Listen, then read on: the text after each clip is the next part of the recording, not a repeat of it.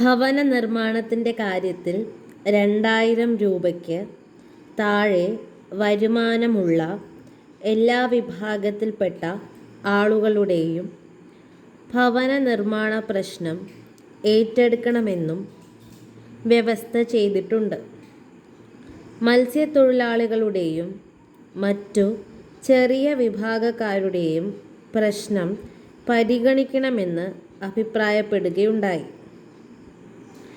പ്രത്യേകം ആ വിഭാഗങ്ങളെ എടുത്തു പറഞ്ഞിട്ടില്ലെങ്കിലും 2000 രൂപയ്ക്ക് താഴെ വരുമാനമുള്ളവരെ സംബന്ധിച്ച് പരിഗണിക്കണമെന്നാണ് വച്ചിട്ടുള്ളത്.